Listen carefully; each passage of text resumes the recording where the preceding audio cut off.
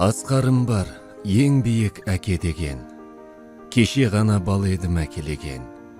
Үлгі тұтар тұлған кім деп сұраса, ойланбастан сол сәтте әке дерем.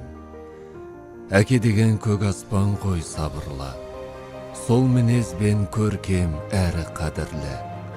Әке деген биік тұрат бәрінен, бұл шындықта мойындайды барлығы.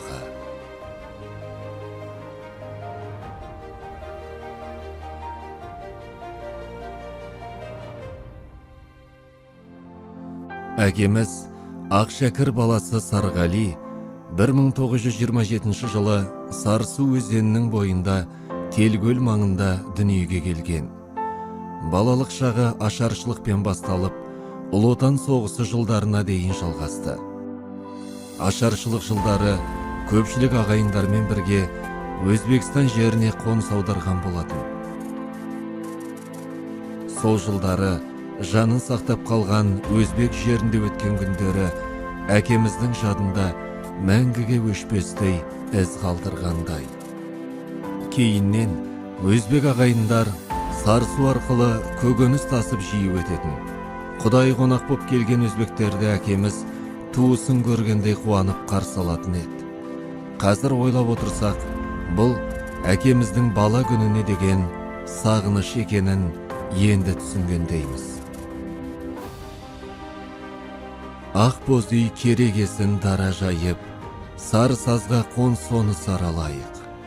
Қазақтың маңдайына бір бітер ол, маң басып келе жатыр Қаратаев. Тегін бе бұл далаға ынтыққаным, көрейін өзен тасып гүл шыққанын, деп мұхаң сары далаға аунап алды.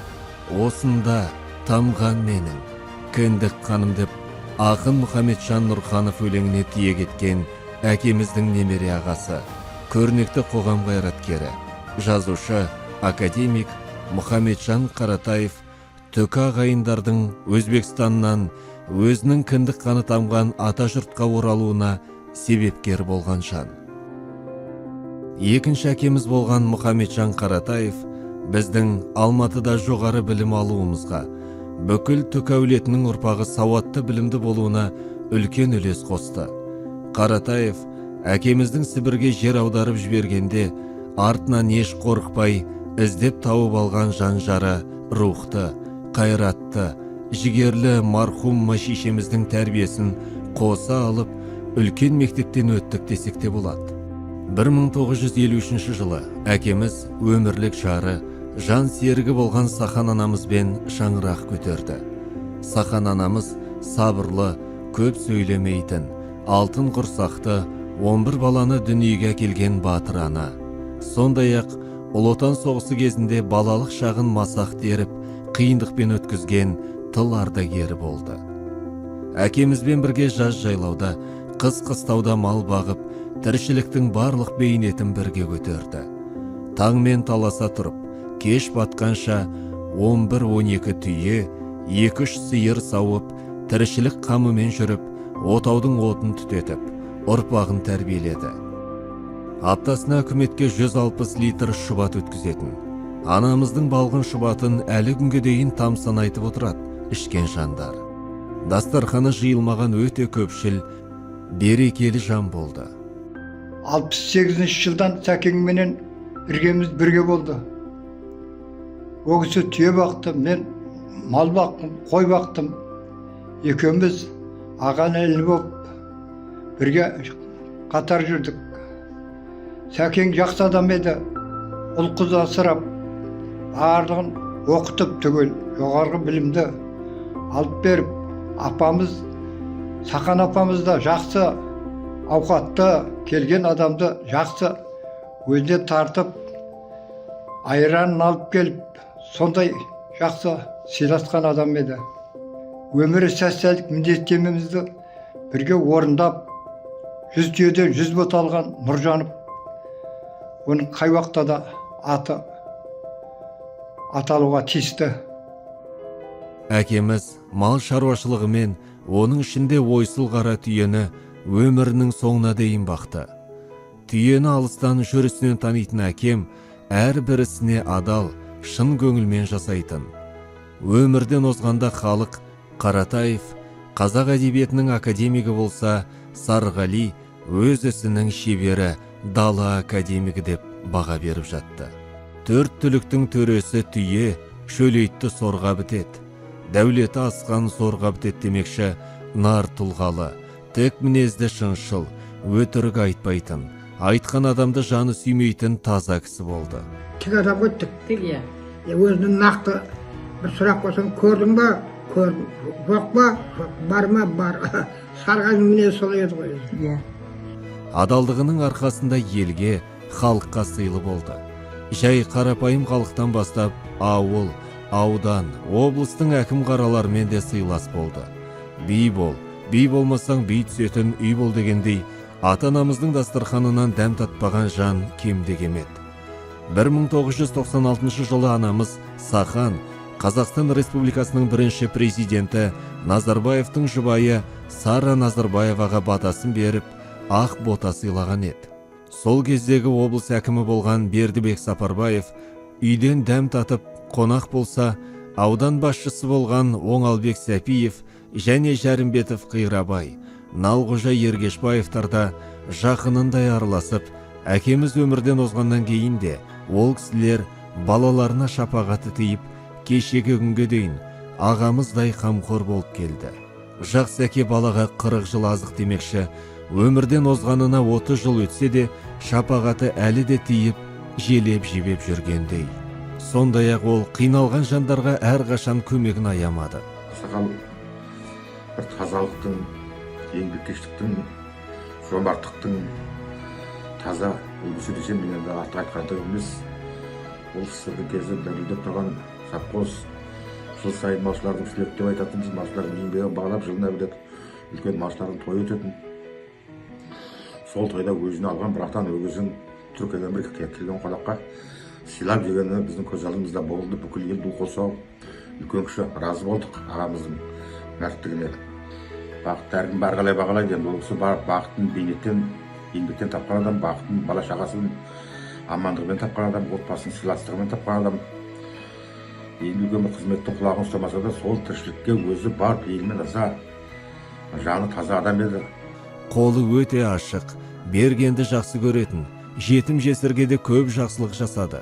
Мал айдап келе жатып қонған үйіне бір тайлағын байлап кететін еді. Ауылда мүсәпір жандарға дейін біздің үйді паналап, әкеміз соларға қамқорлық көрсетіп, ас суын, киім беріп сауапты іс жасайтын.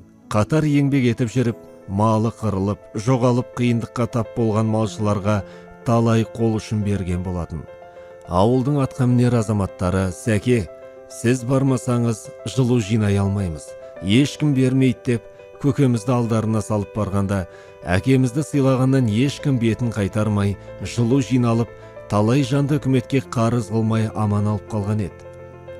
Әке шешеміз малдың қамымен көктемде Сарысудың сары даласына қаладан 180 шақырым қашықтықтағы жайлауға мал айдап көшіп кететін еді.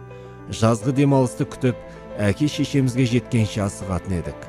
Сабақ біте салысымен жайлауға жүретін көлік іздеп, ферма жетекшісінің үйін торуылдап, қашан көлік табылғанша табанымызды тоздыратынбыз. Ата-анамызға жанына жеткенше асығатынбыз. Біз мінген көлік сырдан Сарысудың сор скважинасына жақындағанда, жүрегіміз лүпілдеп қуаныш кернейтін. Машина қырдан көтерілгенде, ойда тұрған көк шалғын шөптің үстіне тігілген екі киіз үй әр жағында төбеде бота қора көрінетін.